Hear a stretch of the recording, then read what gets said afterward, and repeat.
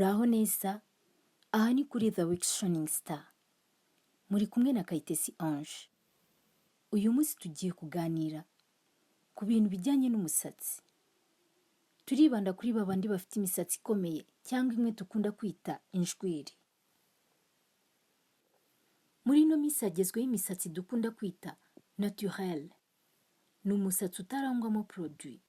Ni umusatsi umuntu yavukanye cyangwa se wa musatsi twita umwimerere. Iyi misatsi ya naturelle rero ikunda kubera abanyafurika cyane cyane abanyarwandakazi. Muri iki gihe abakobwa benshi ndetse n'abadamu bogoshe naturelle, ndetse bamwe hari abogosha bakamaraho. Rimwe na rimwe usanga bagendana n'ibigezweho, abandi bakaba barogoshe kubera umusatsi wabananiye, abandi bakaba barogoshe kubera ko umusatsi udefirije ubahenda. Buri wese mu mutima we niwe uzi impamvu yogoshe. Hari uburyo bwiza rero wafatamo umusatsi wawe wa naturelle ukaba mwiza, ukoroha ndetse ukagaragara neza cyane. Ku bantu bakurikiye video zashize, abantu benshi bagiye banyandikira inbox bifuza ko twavuga ku musatsi w'injwiri. Umusatsi w'injwiri ni wa wundi ukomera cyane, umeze nk'insinga. The Week Shining Star ntijya yirengagiza icyifuzo cy'abakurikiye inkuru zicaho. Uyu munsi rero tugiye kwibanda kuri babandi bagira umusatsi w'injwiri, turebe ukuntu bawufata ndetse umusatsi wabo ukoroha ukanakura vuba mu buryo bworoshye. Turabibutsa ko uyu munsi twibanze kuri babandi bashaka gutereka umusatsi wa naturelle, nta produit ndetse nta n'ibindi bintu by'inyongera bishobora kujya mu musatsi wabo. Karoti igira umumaro munini cyane mu mubiri wacu, mu gihe twayihekenye, mu gihe twayitetse nk'imboga, ndetse n'iyo twayikozemo jus tukayinywa. Ariko abantu benshi ntago bari bazi ko ikoreshwa mu musatsi ndetse ikaworoshya, ikanawukuza mu buryo bworoshye. Uko wakoresha karoti kugira ngo woroshye umusatsi wawe ndetse ukure neza. Ufata karoti zawe ukazoza neza, ukazironga, imyanda yose igashiramo. Ukirinda guhata karoti cyangwa se gukuraho ka gashishwa k'inyuma. Warangiza ukadukatakata duto duto, cyangwa waba ufite umwanya ukayirapa, hanyuma ugashyira muri blender, ukayisya ikavamo umutobe mwiza cyane. Iyo bibaye byiza, uvangamo n'igitunguru cy'umutuku, nacyo wakirapye, warangiza ugashyira muri blender, hanyuma rwa ruvange rw'umutobe ukabisiga mu mutwe wawe. Urugero rwa karoti uhata biterwa n'umusatsi wawe uko ungana ndetse n'ukuntu ureshya. Kuko umutobe wavuyemo twirinda kuvangamo amazi, tuwukoresha ukuri umwimerere wawo, tukawuvanga mu musatsi wacu neza, tukawunoza, ariko tugenda dukora massage bikagera hasi. Hanyuma wamara kunoza umusatsi neza, ukambara ishashi, ukayimazamo igihe kingana hagati y'iminota 30 kugeza ku isaha. Ibuka gukaraba mu mutwe neza ukoresheje shampoo yabugenewe, ubundi wumutse umusatsi wawe neza. Numara kumuka neza cyane, usigemo amavuta yoroshya umusatsi. Ushobora gusigamo coconut oil cyangwa se ugasigamo amavuta ya avocado, ariko yayindi yorohereye cyane. Zirikana ko hano twavuze ko tuvanga karoti n'igitunguru, kimwe utagifite ikindi cyakora. Ushobora gukoresha umutobe w'igitunguru gusa. Ni kwa kundi urapa igitunguru, warangiza ukagisya, hakavamo umutobe wacyo, akaba ari usiga mu musatsi. Kandi ushobora gukoresha umutobe wa karoti gusa, umusatsi wawe ukoroha kandi ugasa neza ndetse ukanakura. Turi kwibanda ku musatsi w'injwiri. Ikintu cya kabiri kandi cy'ingenzi cyane ku bantu batunga umusatsi wa naturelle kandi bifuza kukura neza ndetse ukanoroha. Ibuka kurara usutse ibituta mu musatsi wawe cyangwa se ibiryamye. Erega gutunga naturelle ni ibintu bigoye. Iyo utawitayeho, umusatsi ukubera mubi cyane. Uha umwanya ndetse uha agaciro kawo. Fata umwanya wawe nijoro, usuke umusatsi wawe ibituta, cyangwa se bagusukemo ibiryamye, maze ushyiremo igitambaro. Ejo mu gitondo nubyuka, usokoze umusatsi wawe neza, uwunoze, uzabona ibyiza byo kurazamo ibisuko. Mbere yuko usokoza umusatsi wawe rero, cyagiye umaze gusukura bya bisuko warajemo, ibuka gusigamo amavuta yoroshya umusatsi, hanyuma ukoresha igisokozo cyabugenewe, igisokozo kijyanye n'umusatsi wawe. Irinde gukoresha agasokozo gatoya please. Hanyuma usokoze umusatsi wawe neza cyane, hanyuma ubone gufunga style wahisemo. Ikintu cya gatatu kandi cy'ingenzi cyane ku bantu batunga naturel, bifuza ko umusatsi wabo ukura vuba vuba kandi ukagira igara ndetse ukoroha ugasa neza mu buryo bwose. Ni uruvange rw'ibi bintu ngiye kubabwira. Erega umusatsi wacu nawe ukenera vitamine.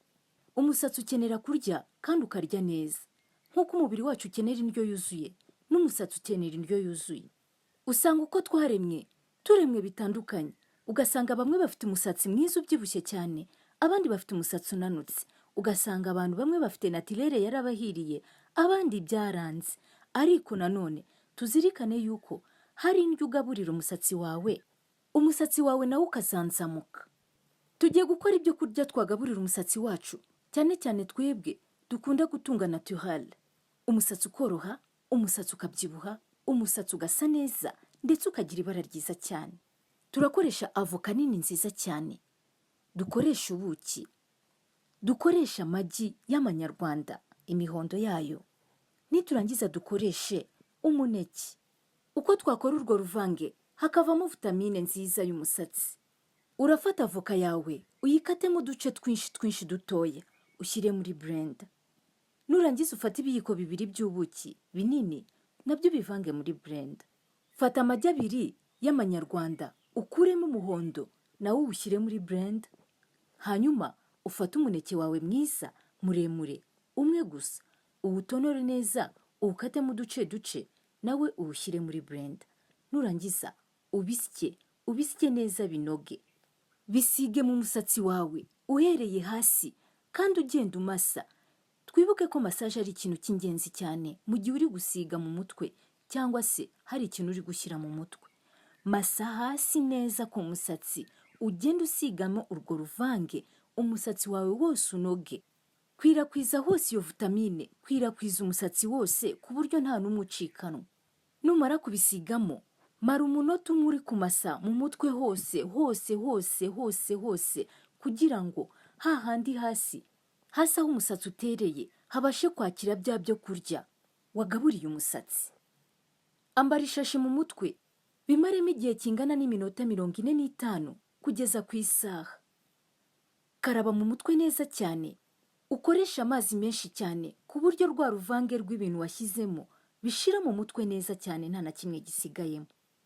Koresha shampoo yabugenewe ndetse na après shampoo kugira ngo umusatsi wawe ugumane ryagara wayihaye ndetse ntutakaze umwimerere. Numara gufura mu mutwe wawe, ibuka kumutsa umusatsi wawe neza, ubundi usigemo amavuta yitwa kantu. Kantu ni amavuta meza cyane ku bantu bakunda gutunga naturel. Ni amavuta ahereza umusatsi uburemere kandi agatuma woroha. Utabonye kantu, ushobora gukoresha coconut cyangwa se avocado na olive oil, nayo yabikora. Iyi vitamine rero twikoreye irinda umusatsi wawe gucikagurika, ikawubyibushya ndetse ikaworoshya, mbese ikaba ari naturel nziza cyane ibereye ijisho. Ikintu cya kane ingenzi cyane, nongereho ni ingenzi cyane. Abantu tugira imisatsi y'injwiri cyangwa se imisatsi ikomeye cyane, aka kantu tukiteho cyane ndetse tugashyire mu matwi. Zirikana ko gusiga mu mutwe mbere y'uko usokoza umusatsi wawe ari ingenzi cyane. Ibuka gusiga amavuta yoroshya umusatsi mbere y'uko usokoza.